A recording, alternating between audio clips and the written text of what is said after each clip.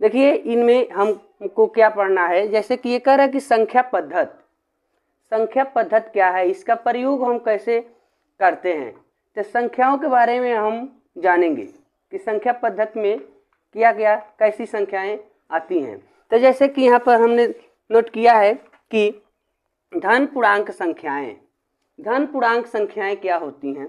तो धन पूर्णांक संख्याएं ऐसी, जैसे कि आप प्राकृतिक संख्याओं के बारे में जानते हैं, तो सभी प्राकृतिक संख्याएं धन पूर्णांक संख्या कहलाती हैं। जैसे कि आप कह सकते हैं कि 1 2 3 4 ये सभी नंबर धन पूर्णांक संख्या है, क्योंकि ये सभी नंबर धनात्मक है। तो सभी धनात्मक नंबर धन पूर्णांक संख्या कहलाती है। यानी प्राकृतिक संख्या, सभी प्राकृतिक संख्या धन पूर्णांक संख्या कहलाती है। पुनः कह रहा है कि पूर्ण संख्याएं, तो जब हम प्राकृतिक संख्या में जीरो को शामिल कर लेते हैं तो पूर्ण संख्या कहलाती है। जैसे कि प्राकृतिक संख्या जो है 1 2 3 4 डॉट डॉट 10 ऐसे, तो इसमें हम यहाँ पर जीरो लिख लें, जीरो से शुरुआत कर दें तो ये पूर्ण संख्या कहलाती है। पुनः कह रहा है कि ऋण पूर्णांक, ऋण पूर्णांक क्या है।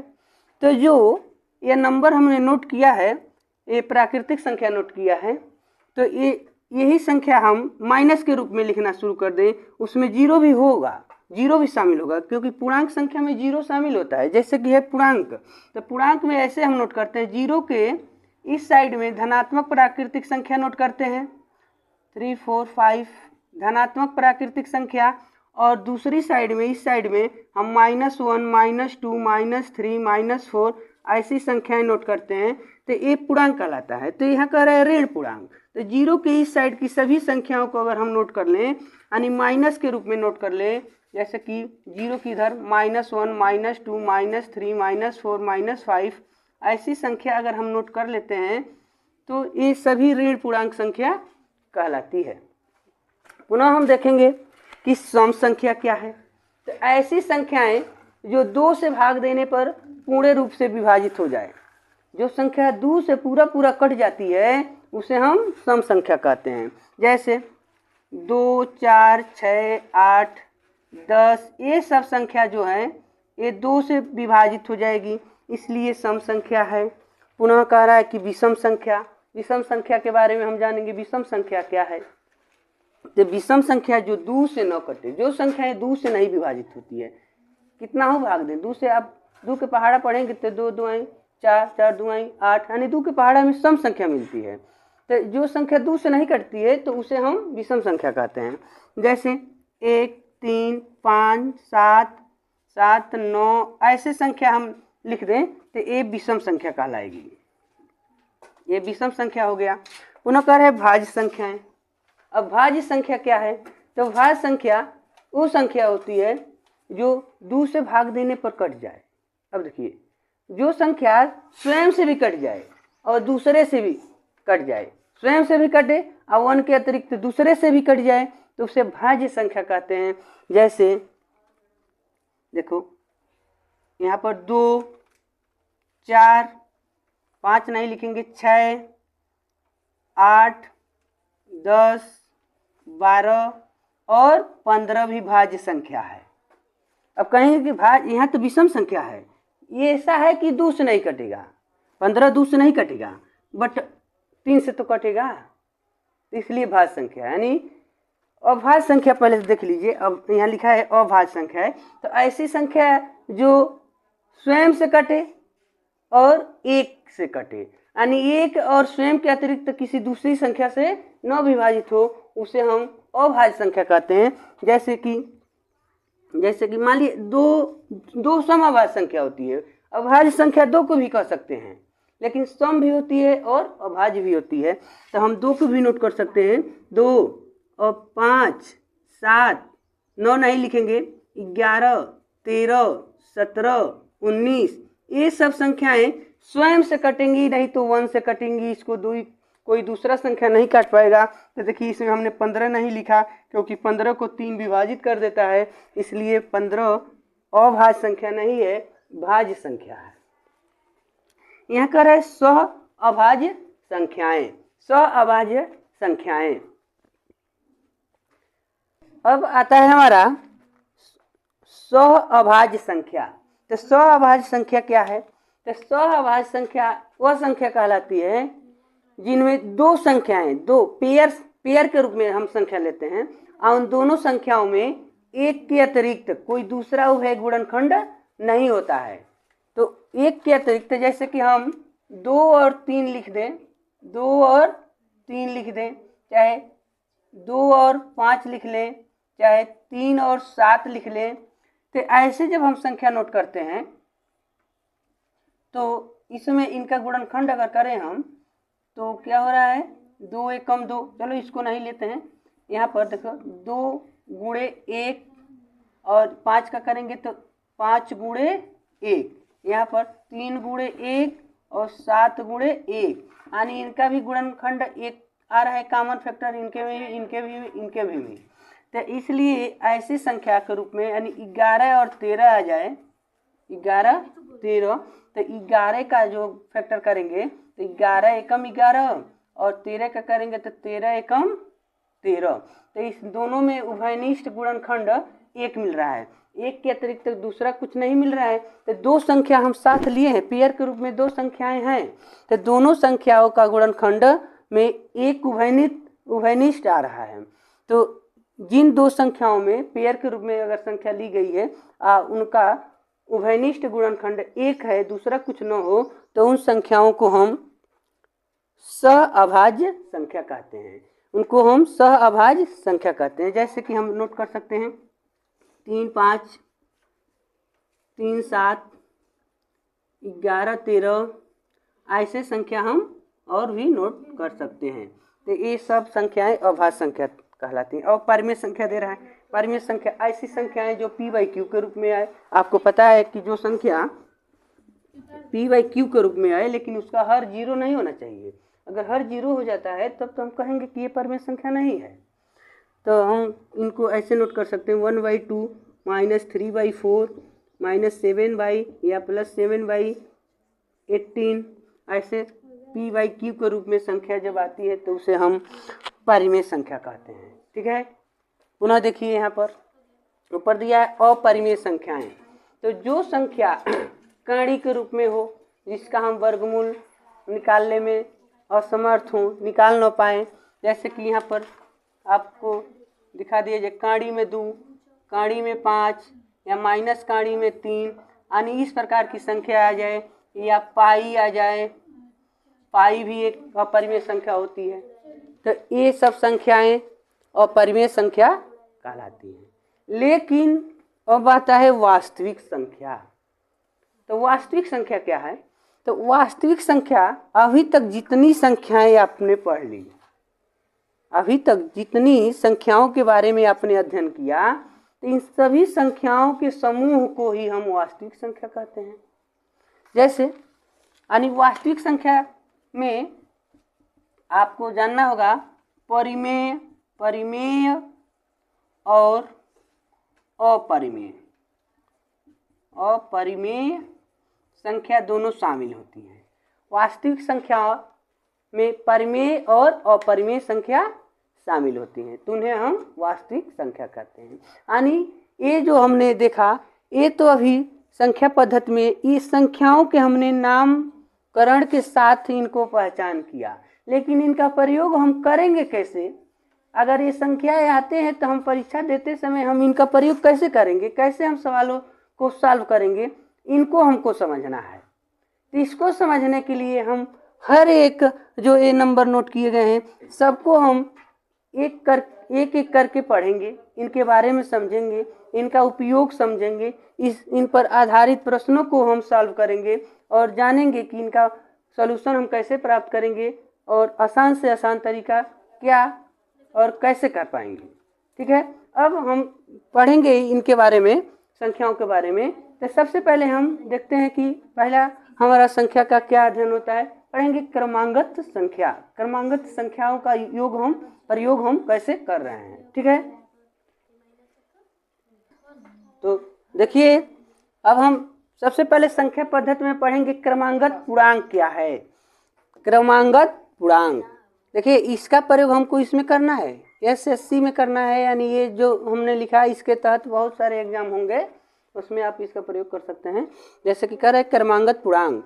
क्रमांगत पूर्णांक क्या है, तो यहाँ पर नोट किए हैं कि क्रम से आने वाले, ठीक है, क्रम से आने वाले पूर्णांक को क्रमांगत पूर्णांक कहते हैं।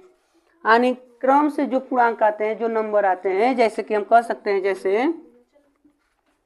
जैसे मान लो 5 के बाद क्या आना चाहिए, 6, 5 के बाद 6, 7, 8, 9, 10, ऐसे नंबर आप लिख सकते हैं। ये सभी संख्या क्रमांगत पूर्णांक है।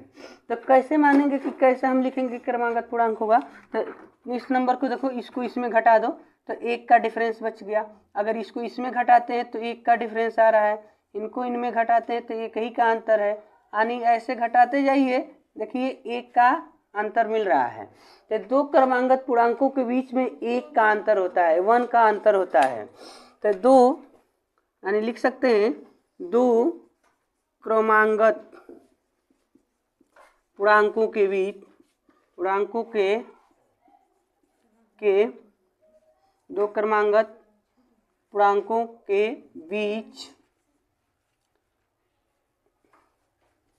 पूर्णांकों के बीच सार्व अंतर 1 का होता है, 1 का होता है। यानी दो पूर्णांकों के बीच सर्वांतर 1 होता है। तो अगर हमको कोई कह दे कि 5 का क्रमांगत पूर्णांक बताइए, 5 का क्रमांगत पूर्णांक कितना होगा, तो 5 का क्रमांगत पूर्णांक 6 होगा। यानी 5 में 1 जोड़ लेंगे तो हमको 6 मिल जाएगा। इसी प्रकार जब आपसे कह दे कि मान कर लगाइए, तब मानने के लिए कहता है, जब सवाल हम मान कर लगाते हैं तो उस समय हमको मानना चाहिए कि पहली संख्या, पहली क्रमांगत पूर्णांक या संख्या, पहली क्रमांगत संख्या x मानना चाहिए। अगर कह दिया जाए कि दूसरी क्रमांगत पूर्णांक या संख्या बताइए, तो x में 1 जोड़ लीजिए, 1 जोड़ लेना है। अगर कह दिया जाए कि तीसरी क्रमांगत पूर्णांक बताइए, तो अब इसमें 1 जोड़ लीजिए तो हो जाएगा x + 2। इसी प्रकार अगर चौथी क्रमांगत पूर्णांक पूछा जाए तो इसमें पुनः 1 जोड़ लीजिए, x + 3। तो देखिए एक कंडीशन मिल रहा है हमको, जब हम पहली पूर्णांक माने हैं तो x माने, लेकिन दूसरी माने तो पहली संख्या में 1 प्लस किए। जब हमने नोट किया तो इसमें हमने 2 नोट किया, चौथा में 3 नोट किया। मतलब जैसे जैसे आप आगे बढ़ते जाएंगे तो 1 प्लस करते जाएंगे, आगे हमारा क्रम मिलता जाता है। तो इस प्रकार आप पूर्णांक नोट कर सकते हैं। कोई भी 2 अंकों की संख्या आपको दे देता है और कहता है कि 2 अंकों की संख्या इतना है, तो इन संख्याओं को ज्ञात कीजिए। तो कैसे ज्ञात करेंगे, तो ये मानने का क्रम है। तो क्रमांगत संख्याओं के बारे में हम पढ़ेंगे कि क्रमांगत संख्या का योग या गुणा या भाग कैसे किया जाएगा, ठीक है। देखिए अगर मतलब हमको नंबर दे दिया जाए, क्रमांगत संख्या दे दिया जाए, कहे उसका योग बताइए, तो हम कैसे योग निकालेंगे। यहाँ पर कुछ हम लिखें क्रमांगत संख्याओं का योग। क्रमांगत संख्याओं का योग हम कैसे निकालेंगे, तो मान लीजिए 1 से 50 तक का नंबर दे देता है और कहता है कि 1 से 50 तक के नंबर को जोड़िए। तो 1 से 50 तक का नंबर प्राकृतिक संख्या है और क्रमांगत संख्या भी है, क्योंकि 1 के बाद 2, 2 के बाद 3, 3 के बाद 4 आता है। मतलब ऐसे 1 प्लस करते करते आगे का नंबर हमको मिल रहा है। तो हमको तो पता चल जा रहा है कि 1 से और 50 तक के नंबरों के बीच में कुल मतलब नंबर देखा जाए कितना है, तो 1 से 50 तक 50 अंक हैं।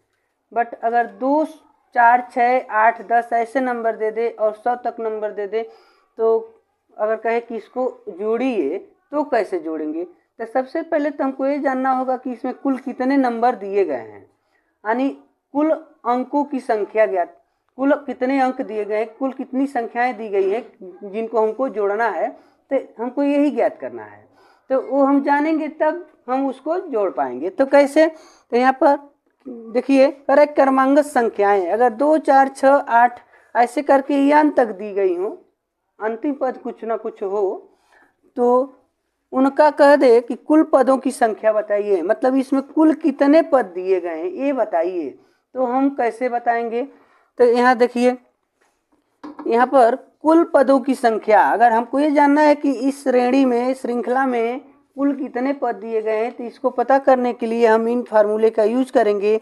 कुल पदों की संख्या यानी इसको n से डिनोट करेंगे, कुल पदों की संख्या को n लिखेंगे। तो कुल पदों की संख्या बराबर अंतिम पद माइनस प्रथम पद।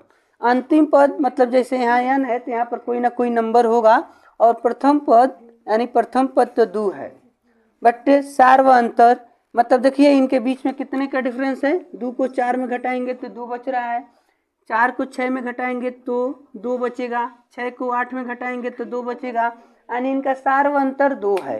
तो यहाँ पर हम 2 रख सकते हैं, या अन्य कोई अगर श्रेणी दे दिया जाए, श्रृंखला मिलती है तो उसका सार व अंतर जितना होगा उतना यहाँ रखेंगे। उसके बाद सॉल्व करने के बाद उसमें +1 कर लेंगे। तो अगर +1 कर लेते हैं तो हमको n के मान यानी कुल पदों की संख्या प्राप्त हो जाती है। तो जब हमको कुल पदों की संख्या मिल जाएगी तो सभी संख्याओं का योग निकालने के लिए, सभी पदों का योग, तो अंतिम पद प्लस प्रथम पद को हम जोड़ लेंगे, बगल से देखिए गुणे n, यानी कुल पदों की संख्या, मतलब n का मान जितना मिलेगा यहाँ रखेंगे, गुणा करेंगे और 2 से भाग कर देंगे, तो हमको कुल पदों की संख्या प्राप्त हो जाएगी। चलिए एक एग्जाम्पल हम देखते हैं यहाँ पर, यानी नंबर दे दे, चलिए यही हम दे देते हैं, यही प्रश्न बन जाता है आपका कि 2 4 6 8 ऐसे करके, और यहाँ पर कोई दूसरा नंबर दे देते हैं, जैसे कि हो जाएगा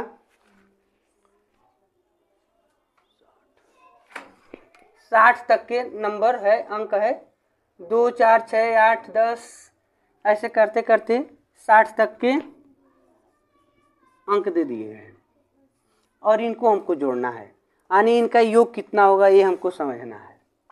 ठीक है, 2 से 60 तक के अंकों को जोड़ेंगे तो कितना हमको प्राप्त होगा, लेकिन एक ऐसी संख्या है, सम संख्या है, 2 से 60 तक के अंकों को हमको जोड़ेंगे और बताएंगे कितना नंबर हमको प्राप्त होता है।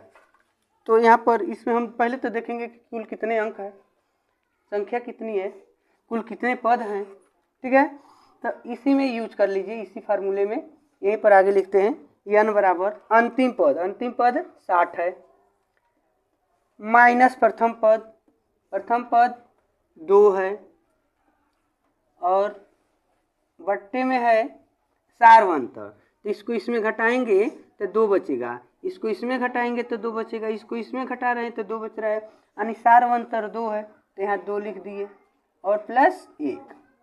तो यहाँ देखिए जब हम घटाएंगे इसको तो 58 बच गया, बट्टे 2 + 1, जब इससे इसमें हम भाग देंगे 58 में तो ये हो जाएंगे, जोड़ लेना है, तो ये हो जाएगा 30, n के मान मिल गया हमको 30।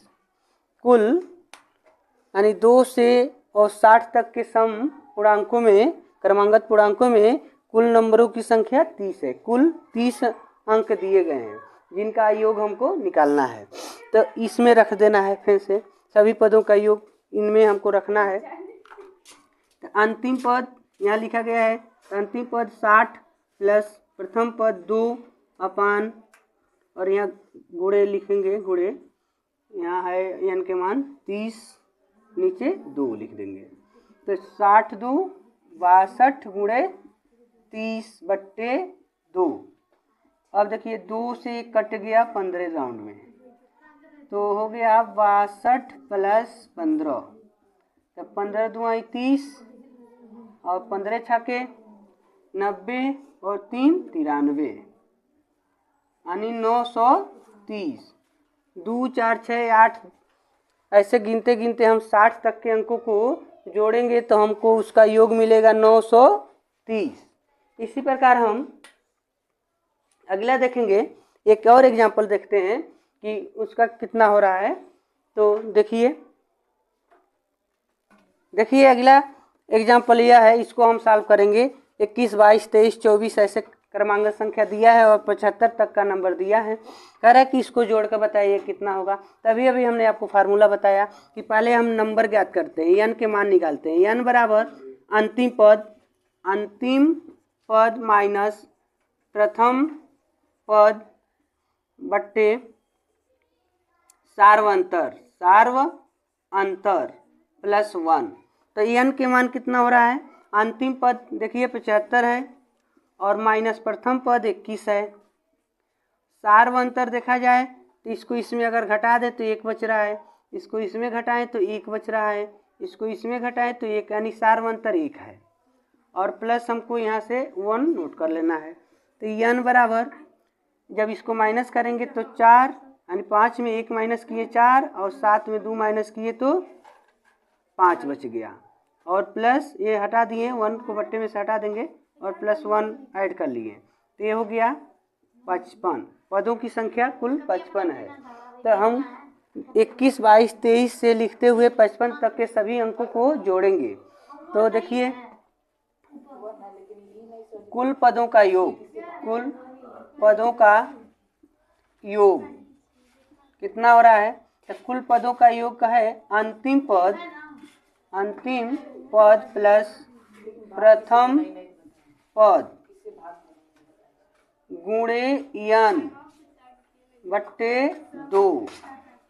तो अंतिम पद हमारा है 75 और प्लस प्रथम पद है 21, यहाँ देखिए 21 है, और इसको ब्रैकेट में लिखेंगे और इसको हम यहाँ है 55, n के मान हमको 55 मिला है, 55 और नीचे लिख देंगे 2।